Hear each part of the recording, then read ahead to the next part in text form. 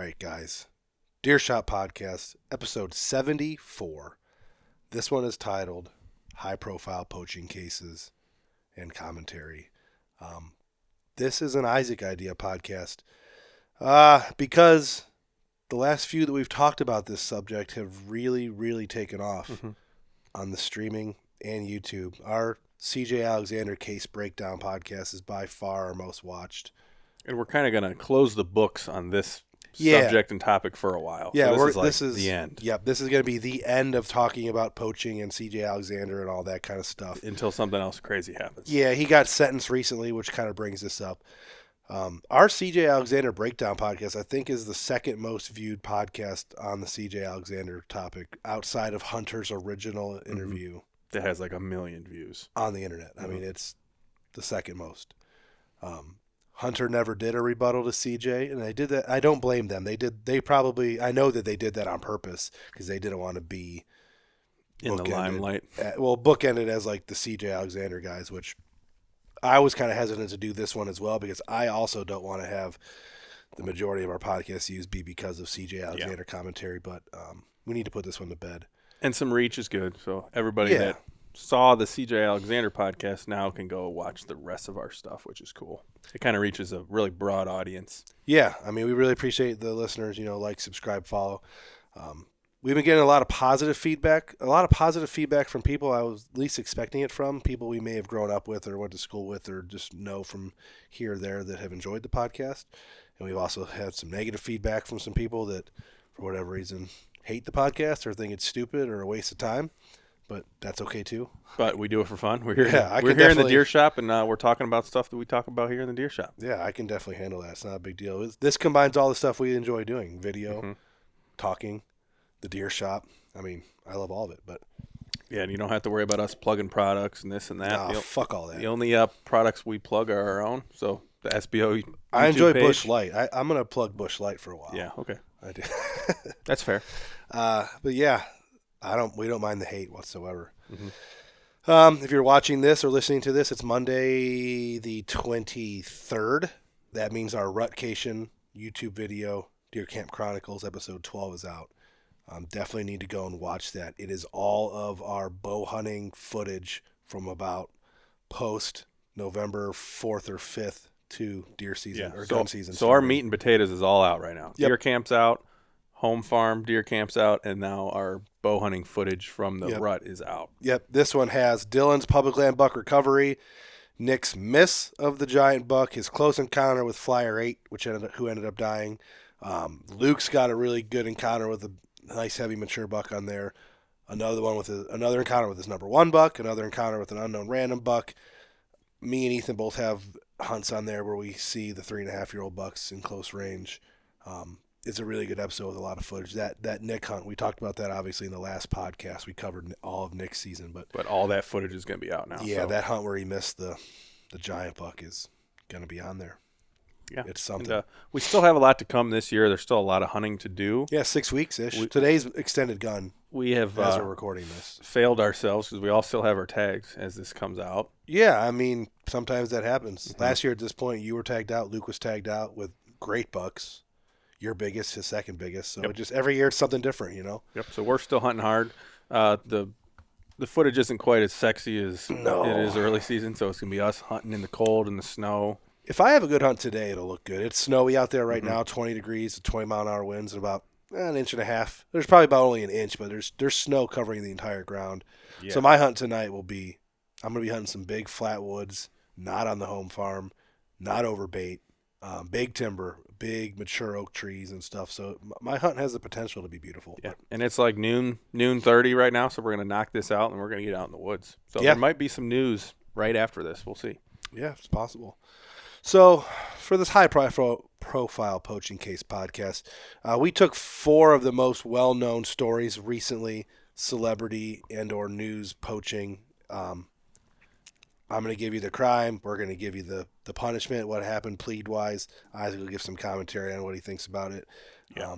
We're going to start with CJ Alexander's sentencing, and we're going to end with, I have an article on from Field and Stream Peterson's Bow Hunting has an article of the 8 most famous poaching cases of all time. We can just run through those real quick to see if the crime matches the punishment.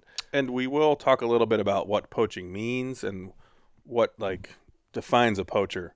Yeah, I mean, if you cross over someone's property line and shoot a buck, does that make you a poacher? Yeah. A lot of people think if you spotlight out your car window and shoot a buck with a rifle during bow season, that's poaching. Yeah, but there's a lot of aspects of poaching. Some people kind of draw a really gray line. Like if they go over their neighbor's property and shoot a buck, no, they don't think that's poaching. Right. In some states, if you shoot a buck over corn, they call that poaching. Yeah. So if you shoot a buck 1 minute after legal light, is that poaching? So pretty much what is poaching? Our definition for this podcast is going to be breaking game laws in order to harvest a deer. That's pretty much what we define poaching as. Yeah, and all 4 of these famous cases are people who either A, were in the public light and were trying to keep their fame relevant and keep the views and the likes coming, or someone, CJ, who was not in the public view but wanted to be there. Mm-hmm. And, social media, videos, YouTube, magazine articles back in the day, TV shows, all that stuff is what contributes to this desire to break the law to get ahead. And of the 4 main cases we're going to talk about, 2 of the 4 pretty much came out smelling like roses still, and then the other 2, one is possibly in jail one is right in now. Limbo. One of the cases of the 4, one is definitely down the toilet. Mm-hmm. The other one is kind of in limbo. We don't hear too much. It's because he's a Western hunter, so it's not as covered as much. And then 2 came out, way on top of the game. Things are going good for them, but I definitely want to touch on that too. Yeah. And part of the reason we decided to even do this, talk about poaching, this is actually the 3rd time that we've talked about this kind of thing on the podcast. The one podcast, obviously, with the CJ is the most well-known, mm-hmm. but we had one prior to that where we kind of touched on it a little bit. The reason we're doing this is because if you log into our social media accounts, Instagram, YouTube, all that, start reading the comments, it's an overwhelmingly large number of the comments are on these topics, people discussing this kind of thing, the CJ case, Bowmars, that kind of thing. And it's surprising to me, and I know we talked about this a little bit on the last podcast and some of those other podcasts, it's surprising to me how many people sympathize or feel that those guys were wrongfully vilified or, take their side on the matter. It's just a deer. Who has the money to hunt the way those guys do? Mm-hmm. We have to do what we can to kill a deer. Who hasn't snuck onto a property to kill a deer? It's a very common thing. You see the recent argument about the hitting the deer with your car? Like everybody cares so much about the deer until it's hit with a car, and then it kind of just becomes this whole it's owned by the state or the landowner feels like they own it until it smashes my car, then they want nothing to do with it. There's a valid concern, I guess. Yeah, I mean, there's a lot of if you poach said deer, you get $100,000 in fines. But if you smoke him with your car and it costs you $50,000 mm-hmm. to replace your vehicle, right, that whole angle, but.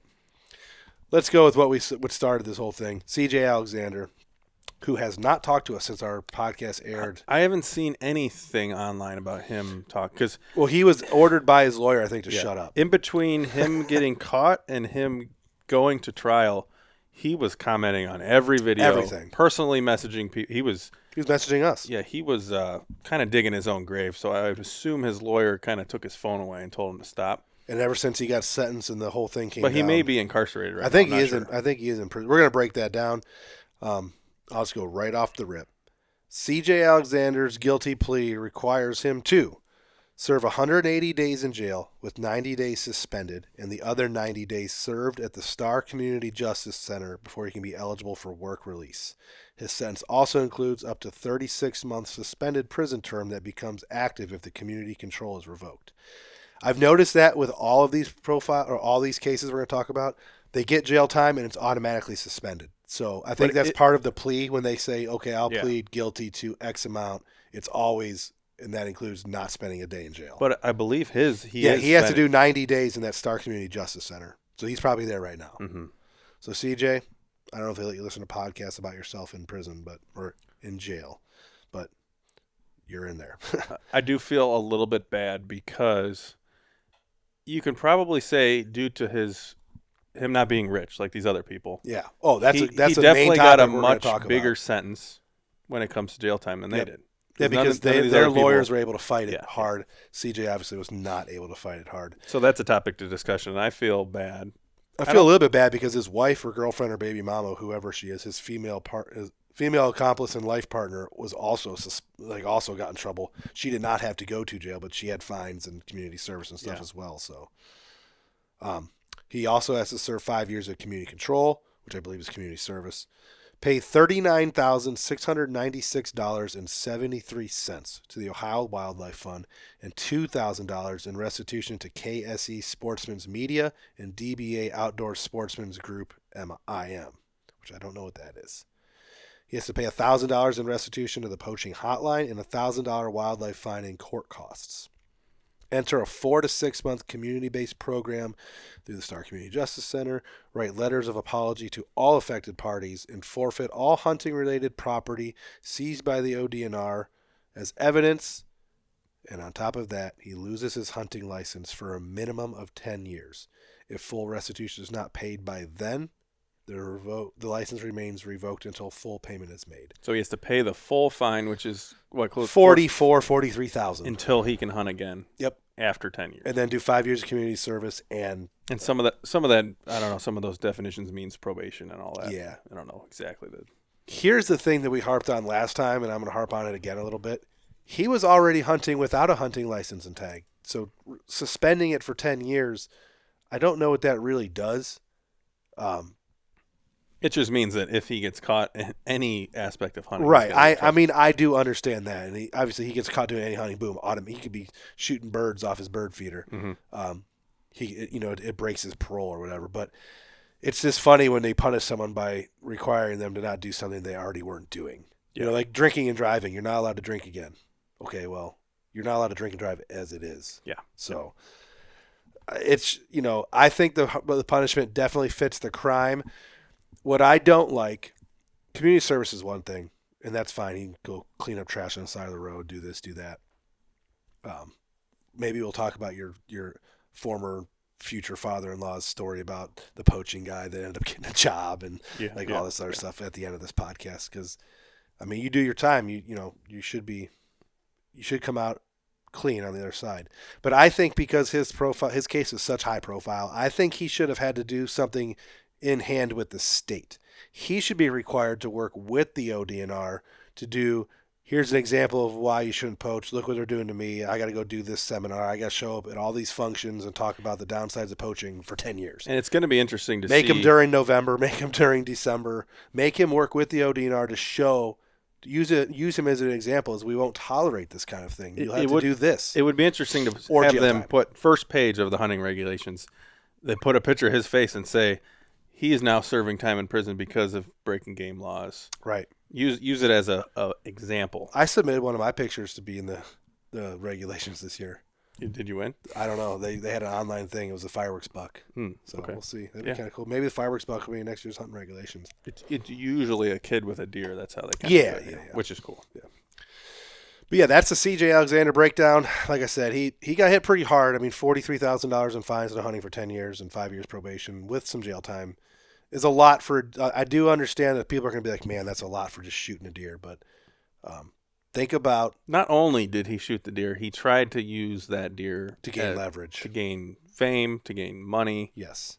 All this. And he did that knowingly. So it's not like. It's like a premeditated. Yes, it was definitely premeditated. That's a perfect word. I know we read the text messages before, but like he had text messages sent to his significant other saying, if I shoot this deer, we'll get a bunch of money. Yeah. So it's like a premeditated poaching. I feel the worst, and there's going to be some people listening to this podcast who do not agree with me on this. I feel bad for the legal, law-abiding landowners who spent between $1 and some might have even spent $100,000 or more trying to, legally pursue and shoot this deer.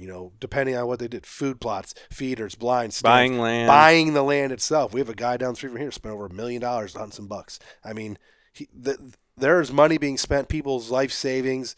Not only the time away from their family, what they put into this, and then for some kid to illegally. Yeah, and we all know that no one owns the deer, so anyone could have legally shot that deer, and those people are out that money too. But you're never going to hang your head low if someone legally kills a deer and say, "Damn it, I wasted all this money." No, that's just part of hunting. But when someone poaches the deer in the fashion that it was, somewhere he's not allowed to be, it's cheating, and in America, we don't stand for that. The way he went about it, like when he was messaging us saying that, yeah, he may have killed it where he wasn't supposed to, but he still put in the time. He still I still shot him legally, not during the night. That hurt my soul.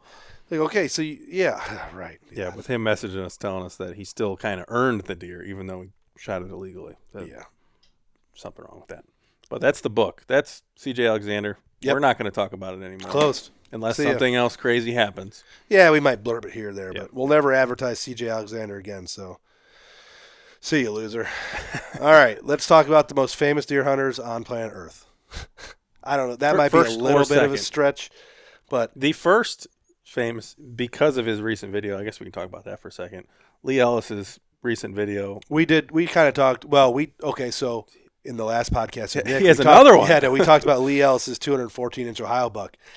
Lee Ellis had another deer. This is probably not the time to talk about it because we're talking about poachers. Yeah, Lee did not do anything wrong. He has never been caught, never been suspected. No. None of this stuff. But he may be the most famous deer hunter now because of the last two videos he's I would not disagree with that. If you're somebody like us who makes media, analyzes media, watches media, keeps a pulse on things, I mean, Lee Ellis is killing it right now. So besides Lee Ellis, maybe the second most famous deer hunters. Maybe we'll do a podcast on his videos in a little while in the off season. Yeah, maybe we will. But the second most, and definitely the most arrogant, probably the most talked about besides Lee. This is going to be a trigger word. Yeah, and PSA. I'm only directly quoting newspaper articles, and I have the newspapers listed, so you can't sue me for slander, Josh. We're not making up any facts. I'm not making anything up. We're going to share our opinions. We're not making up anything and because he has been known to sue media, podcasts, magazines, newspapers, anyone he can get his grubby hands on, he sues. And our opinion of him, his whole family has kind of gone up. It's gone up and down. There's been times where I feel like he's the biggest douchebag in all the world. There's been times where I'm like, you know what? I can some mad respect for what he's doing. I can respect a guy from Ohio going from nothing to this with a family legacy hunting. That's awesome. Then he does something stupid again, like burn his truck up or go into the hospital without his shirt on being videotaped. And then he goes on another podcast and says, God is good. I love my family, and that's all great. And then his wife posts her butthole on the internet without posting her butthole on the internet. Yeah. So we're going to talk about Josh and Sarah Bowmar, and we're going to lay out exactly what happened, what they ended up getting, and then some thoughts on the matter. They are, like we talked about, one of the most famous hunting couples names in all of the land, YouTube, the world, marketing, media, anything. They travel to Africa. They have a big following out there. They produce products, Nose Button and Beast Broadhead, and they're just a huge name. So. Yeah, they do produce some really cool footage. They mess around with high-speed cameras a lot, which is cool. Yeah, they've gone, no offense, Mark Drury, love you. And you, Bill Winky, love you too. Grew up watching you guys. But Josh has gone full-blown redneck blind. The footage is just out of a trailer, out of the redneck with all the 86 cameras. It's not as pretty and beautiful as you would want it to be, but he does use the slow motion cameras, and he did just kill his 7th 200-inch buck. But we're not here to talk about any of that. We're here to talk about 10 years ago now maybe, when they got caught poaching in Oklahoma, or accused of poaching in Oklahoma. The facts are this. Prosecutors alleged that the Bowmars, Josh and Sarah, and others had an understanding to routinely purchase hunting and guiding services from Hidden Hills Outfitter in Nebraska for the purpose of taking, possessing, and acquiring wildlife in violation of the laws and regulations of the state of Nebraska. The couple were accused of helping to establish or maintain sites baited with deer food that were monitored by electronic game cameras to maximize their hunting effectiveness and success rate and further their efforts to kill a specific trophy whitetail deer. The Bowmars were alleged to have videotaped their hunting activities while intentionally attempting to minimize or avoid recording the trail cameras or bait sites in order to elude detection by law enforcement or members of the public. That's a quote from the Nebraska Examiner. Josh released a statement after sentencing that we did agree and plead guilty for conspiracy to the Lacey Act. He directly went on after that without a pause to state, which basically means we should have known better about hunting out there. So instantly he went to minimalize the fact that he pled guilty, which means he did violate laws about obtaining animals and moving them improperly. And then it went immediately to, it's because we should have known better, but we didn't. So basically they were hunting in Nebraska with that outfitter. knowingly overbait when you're not allowed to hunt overbait. You're allowed to hunt within 200 yards or out of sight distance of bait in Nebraska, but apparently they were caught in a situation where they were hunting closer than that or within. And they did, in fact, take multiple deer and turkeys while hunting. It was there. proven that they knew and they helped with the process? The newspaper article from the Nebraska Examiner says that they knew about the baiting. They helped and or had a hand in maybe paying for some of the bait. They knew about the game cameras, and the footage apparently must have shown that they manipulated it so that it wasn't shown in the videos. Specifically couldn't see. So there was deceit there on their part. Which does add a little bit to it. The Lacey Act is unlawful, and you're going to hear the Lacey Act a lot in this podcast. The Lacey Act is unlawfully, willfully, and knowingly conspiring with others to possess, transport, or sell wildlife in violation of the Federal Lacey Act. They were hit with charges of hunting wild turkeys without a valid permit, illegally transporting game across state lines, and illegally baiting of wildlife. Those charges got dropped when they pled guilty to the Lacey Act, which is weird to me because obviously, just like this, it's exactly like the C.J. Alexander case. They obviously killed a wild turkey without the right permits. The state is not going to pursue that charge. The state is the only one who knows whether they bought a tag or not. Mm-hmm. So they have a video of them walking out of the woods with a turkey saying, I just shot this Nebraska turkey. The state is the one that's like, well, you didn't have a tag for it. Mm-hmm. So those charges are not... I don't see how they could possibly argue that charge didn't happen. But part of the plea agreement was dropping those. Yeah, charges. So when they pled guilty to the Lacey Act, which is a federal crime, obviously, murder is going to take precedence over, disorderly conduct. They're going to drop some of the smaller some of the smaller charges in order to take the major one. But because they took those, I believe it's because they took the deer and turkeys that they killed back to their home. Okay. But we can definitively say, since they were not charged and pled guilty to those cases, we can't call them poacher for poaching. They were turkey. Charged, but they were never So found guilty. Court of law says they were not guilty of poaching turkeys. They were only guilty for breaking the Lacey Act. Okay. Violating the Lacey Act. They had to pay $13,000 in restitution and $25,000 apiece for each of the Bowmars in fines. The business itself was also required to pay $25,000 in fines, and they are not allowed to hunt in Nebraska again. Ever again. I couldn't find where it's ever again, 3 years, 4 years, 5 years, 10 years, but Nebraska said, do not come back here. Okay, fair. So that's an interesting case. Right away after that, that took a long time. That case took a very long time to reach a, finality. Mm-hmm. And during that time, maybe unfairly, this is the way things are in America, there was obviously lots of articles. Outdoor Life, all these companies came out and published articles saying that, charged with poaching, all that kind of thing. And all those articles are right. They were charged with poaching. Yes. Whether the public perceives those articles as they were charged or they were found guilty of is kind of up to how the public perceives it. So here is another article from the Nebraska Examiner. This is their words, not mine. The Bowmars have been suing a lot of these media companies for what they said about them. Yeah. Because if the media company misconstrues some of the facts, right, then they are in the wrong. So they had a lawsuit against Hearst, which I'm not sure if that's a company or an individual person in that state. But in their lawsuit against Hearst, the Bowmars alleged KCCI published a false statement, which I think is like the Kansas City Chronicle Inquisitor or something, published a false statement when it reported on its website, Ankeny couple pleads guilty in federal poaching case. The Bowmars alleged they did not plead guilty to a poaching charge, and all but the conspiracy to violate the Lacey Act charges against them were dismissed. Hearst Properties has sought dismissal of the case, arguing that a comparison of KCCI's reporting with the federal charges in the Bowmars' signed plea agreements leaves no doubt that the reporting was substantially true. The Bowmars are suing for defamation and false light invasion of privacy, alleging they have suffered significant financial damages and damage to their reputations. The lawsuit claims the Bowmars have been attacked on the internet and lied about by the public as a result of the defendants' false statements. They have lost money, productivity time, and experienced anxiety and humiliation as a direct result of the false defamatory statements. They are seeking $100,000 in compensatory damages and another $100,000 in punitive damages. The lawsuit was originally filed in Tennessee, where the Bowmars lived at the time of all this, and then was referred to the U.S. District Court. And I believe this one is still going, but I think the Bowmars, from last I seen on the Hanging Tree Instagram, who I tried to message and get some information about this, but they haven't got back to me yet because they know a lot more. I believe that I think the Bowmars I think this case is going to be dismissed. I think that there's enough proof that they did plead guilty to moving game, violating the Lacey Act, which is moving game across state lines. Mm-hmm. And I think the judge basically is stating, yes, that's a poaching charge. So anyone who said that you were charged with poaching is correct. Okay.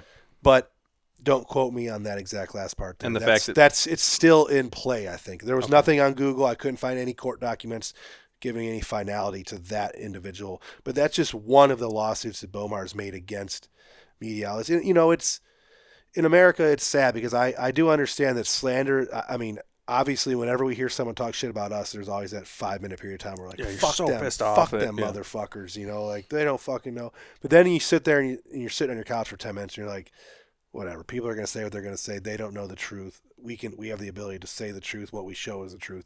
Whatever. Obviously, the Bowmars don't have thousands of fans. They have millions of fans. Yeah, and the old adage of no press is bad press. Yeah. If I was KCCI and I was losing that argument, that's what I would say. I'd be like, well, you guys are still relevant in the news because of this. So, the problem is when it comes to the Bowmar situation, and Josh, I think the worst thing he did was go on the Hunter podcast and say, I don't care about 140-inch bucks. I gave them back. I don't even want them. Whatever. There was a quote along those lines where he did give the bucks back to the state of Nebraska and said he didn't care about them.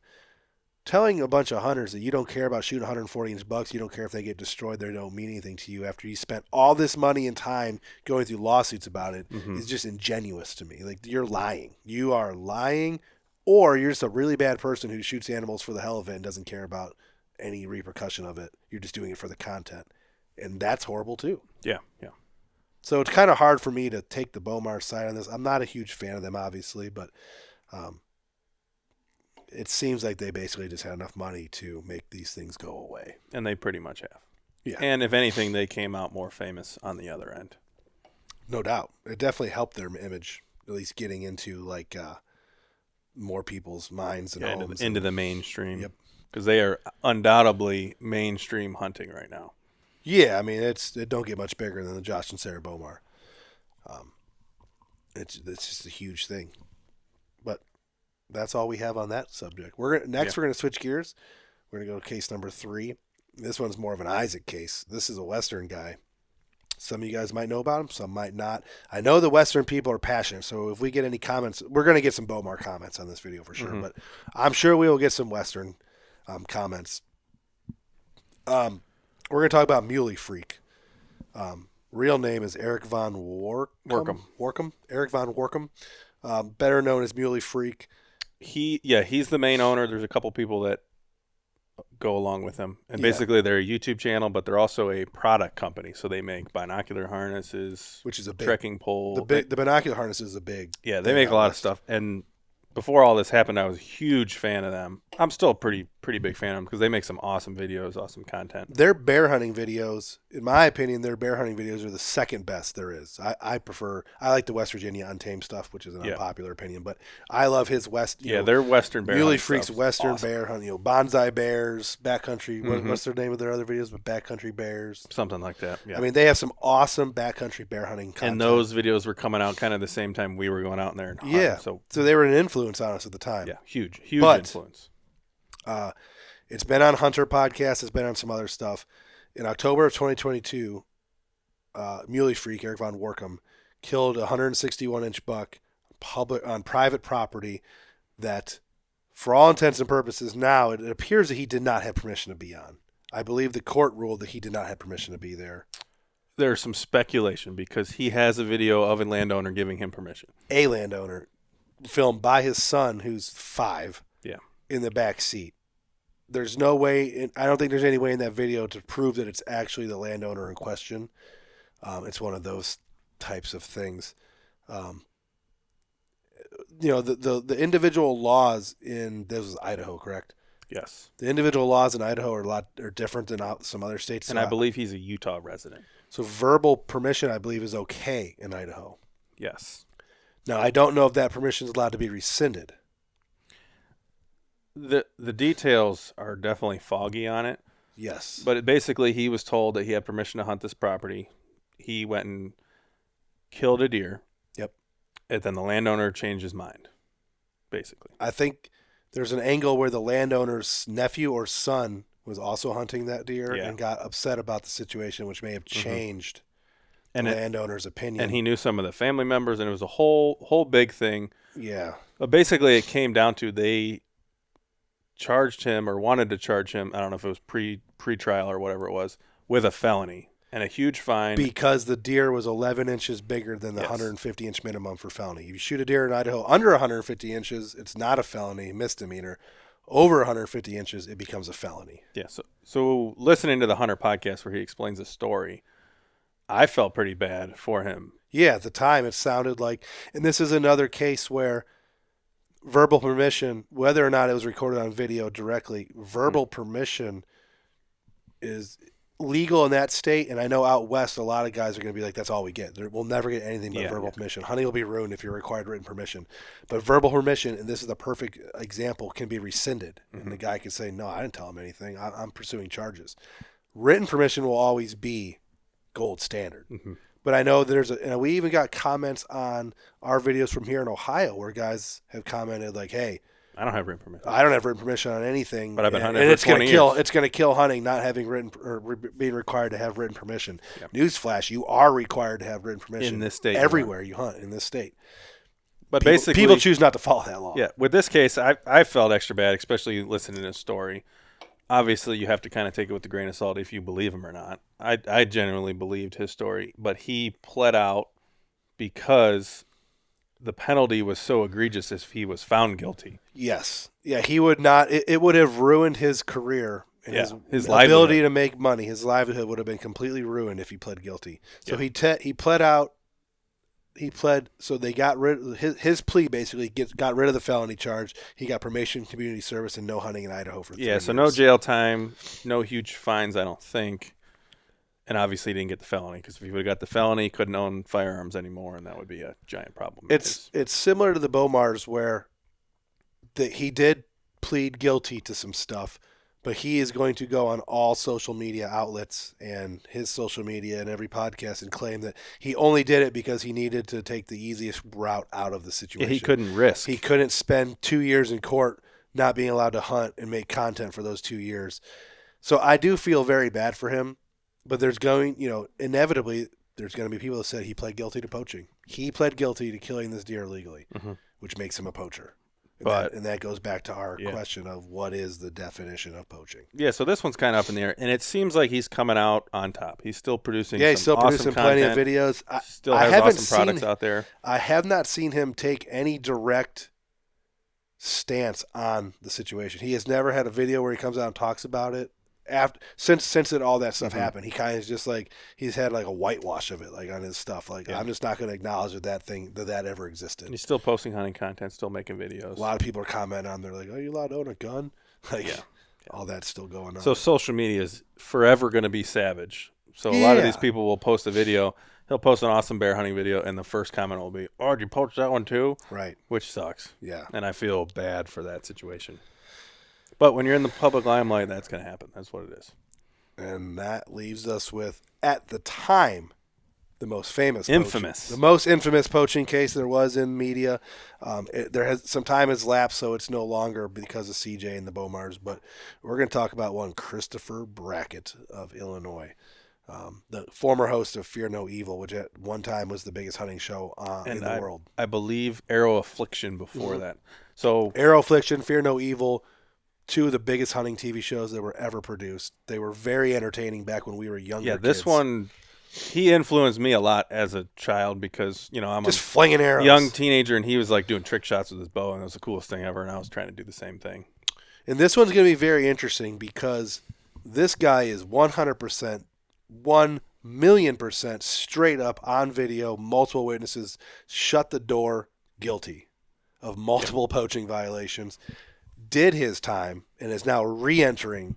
He's pulling a Mike Tyson. He's now in an O.J. Simpson. He's now re-entering the public eye as a celebrity. It's taken him a while to get back. Yep. So I'll just read it off. This all started in 2013. So Christopher Brackett, 41, East Peoria, Illinois, former host of Fear No Evil hunting show there on the Outdoor Channel, pled guilty today in federal court to unlawful transportation of wildlife in violation of the Lacey Act. Brackett admitted that in December 2013, during filming on an episode of his cable show, he killed 2 bucks within minutes of each other when the state of Indiana permitted hunters to only 1 buck per season. Brackett further admitted that he transported the second 11-point buck he had nicknamed the Unicorn Buck for its unique antler formation to his home in East Peoria. Brackett featured the Unicorn Buck kill on his television show in 2014. Brackett further admitted that he instructed his cameraman and producer to hide footage of the kill of the first kill, the smaller 8-point buck. Brackett also admitted that in 2017, prior to charges being filed against him, he instructed the employee to destroy the rack.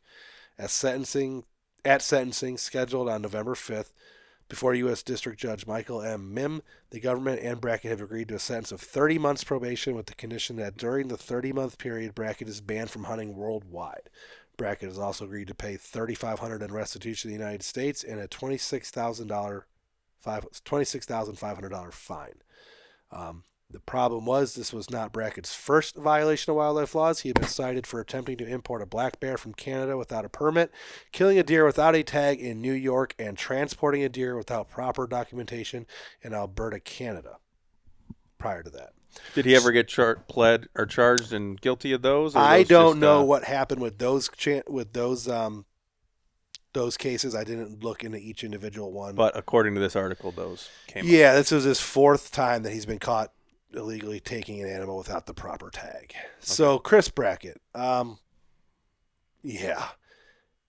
the time, everyone remembers the video surfacing of him basically calling his cameraman everything but a white man. I mean, he was just nasty. His biggest issue was he always did this God thing. He was a God thing in his show, like for God-fearing man. Yeah, his show was built on like, I am a God-fearing man who just, loves to hunt deer. And then behind the scenes, it basically showed him to be a major dickbag. Yeah, and the video is so egregious. He shoots. Oh yeah, he shoots 2 bucks, and then he just motherfucks his cameraman. Tells him he'll never fucking tell anyone about this ever again. And I believe he got caught because the cameraman came out. Mm-hmm. That's how he got caught. Probably didn't pay him, and then the cameraman said, "Well, fuck because it was years and years later." It was all on the Hunter podcast. He's been on the Hunter podcast at least 2 or 3 times talking about this and stuff. They have developed a friendship. The problem with the Chris Brackett thing is he let a lot of people down. But then he did his time. He disappeared off the face of the earth, came back to the limelight about 2 years ago, year and a half ago. Started doing whitetail consulting again, YouTube channel. Now he has a realty company, and he buys and sells whitetail hunting land. And he does a podcast every week. Mm-hmm. I can't remember Brackett something. Which we charted higher than. We did chart higher than last week. So, but he's getting back into the limelight. He served his time, and he did what he was supposed to do. I made the jokes, Mike Tyson, O.J. Simpson, these guys that did major crimes and then, worked their way back into the public. I don't know if O.J. Simpson worked his way back. Well, he tried, and then some more bad shit happened, and then some more. O.J.'s road was up and down. Yeah. But so Brackett did everything that he was supposed to do and is trying to be a better human being and come out on top. And that's all fine and dandy, and things were going kind of good until recently. The recent Facebook shaming. Recently, he must have had a moment where he couldn't kill his inner demon for a second. He went on Facebook and he went on this big rant about how his neighbor, who only has X amount of land, I don't know what it was, 10 5, acres, 10, 14 acres, shot a younger buck that was on the do not shoot list for Chris. And the buck ran onto Chris's property, and Chris basically told him, "Fuck you, I'll go get that buck in June when the hunting season's over, and I'll give it to you at that time." And Brackett's explanation for that is he didn't want the neighbors tromping through his bedding area, kicking all the bucks out, coming through his hard work in order to recover their deer. Which obviously is a valid point, and none of us want to do that. But if your neighbor shoots a buck legally and he has no control of where the deer runs, and it runs onto your property, you got to do the right thing. And he did the wrong fucking thing. To come out like that and act like he owns all the deer and, You're not coming on my land no matter what. Fuck you. That was terrible. That was a terrible, terrible look for a guy that's been convicted of poaching 4 times already and is trying to rebuild his brand. Chris, I know you're probably not ever going to listen to this podcast, but what the hell is that? Yeah, that's shitty. Seriously, I don't care what explanation you have. Yeah, your explanation's shit all around either way. Help the guy go get his buck. Tell him, please don't shoot that small deer again. I don't like having to go in my bedding areas. Develop a relationship. Obviously, there's already previous history there with that guy. And we don't know the exact specifics, but we never will. Say this guy has 10 acres of land and he went and shot this deer. Maybe he spent his hard-earned life savings to buy that 10 acres. It just happened to be next to your 300 acres or 400 acres. That's a whitetail heaven because you can afford that thing. And he shoots a buck that he's proud of. It runs onto your land, and now he's not allowed to go get it. That's fucking bullshit. And granted, we don't know the specifics. So now, maybe if he's done this 42 times, there's probably every year he shoots 3 bucks and they end up in your property, maybe you should lead the story with telling us that you have a habitually bad hunting neighbor. But the way you came across that morning just saying, fuck your neighbor, not a good look for a guy that's trying to re-enter the limelight. No, it was just purely mean. Just be neighborly, get your deer, suck up that you may kick some deer off your property. It really, that moment, my opinion on Chris Brackett was pretty neutral at that point. Obviously he did some bad shit, but that one hurt. He did his time. He did this, he did that. He's trying to come back in. All right, this guy's got a voice. He's got fans still. Lots of guys that are still fans of his. You can let it happen. But then you do that, and it's like, my opinion's made. Like, you're a douche. Yeah, and it wasn't like this was speculation that this was happening. He offered this up. He told the story. Chris Brackett told the story and said, I'm not letting my neighbor on my property get this deer. Yeah, just bad. That's painful. I don't know. Painful. We cannot agree with that in any scenario. No, not at all. The last one I'm going to cover here, I know I said 4, this will be number 5, then we'll get into the article of the most famous ones. This one was requested many times by people who commented on the C.J. Alexander case on the Hollywood cemetery buck. I have never heard of this one, so I'm going to read the story.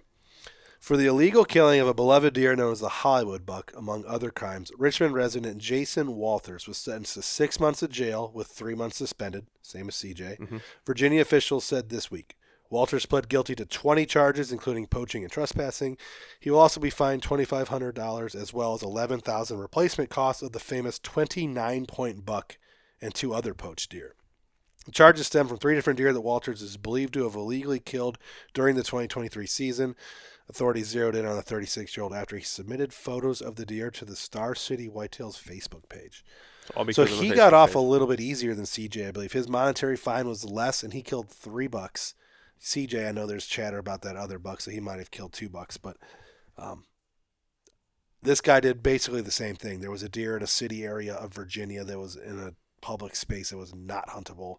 He went in either, I don't know if it was after dark or during the day, and killed 3 bucks out of that cemetery area, and then moved them 20 miles. I think there was a distance that he moved them and claimed that he shot him on his farm. But newsflash, if there's a unique, non-typical buck, a deer that has a unique antler that more than one other hunter has ever seen or taken a picture of, they're not going to be able to hide the location of where that buck lives. I'm sure, and the reason why that we're even talking about this is so many people commented that they knew about this buck. It was a famous deer in that area. Hundreds of people knew that deer was living there, and then you said he shot it. Yeah. And that's originally how CJ got caught as well. Yeah. Because people knew about this buck in Area A. He claimed he shot in Area B. All the evidence finally showed up that he did poach it. Yeah. I mean, he got basically $14,000, $13,000. It seems like his fines were a little less because he didn't go on the Hunter podcast and talk about it. Well, he did submit it to a whitetail Facebook page. Yeah. But Virginia's laws might be a little bit different than Ohio's when it comes to the trophy whitetail thing. Mm-hmm. But it's just sad that this kind of thing happens.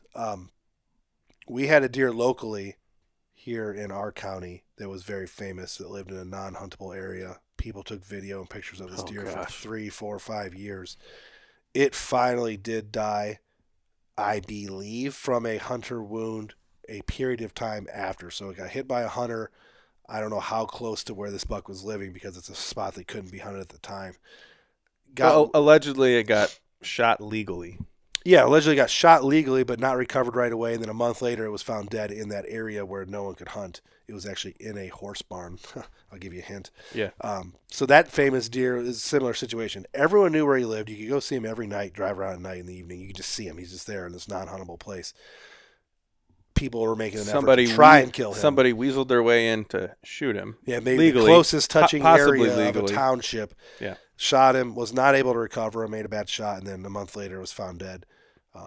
And someone unrelated now owns the antlers. Because they got a carcass tag. Mm-hmm. So they were the ones that legally owned carcass the deer permit. now. We got a whole drawer of that, over there. That deer was it was so dramatic around here because there was actually laws that were changed in order for people to hunt that deer. People lobbied to hunt a city because of that deer.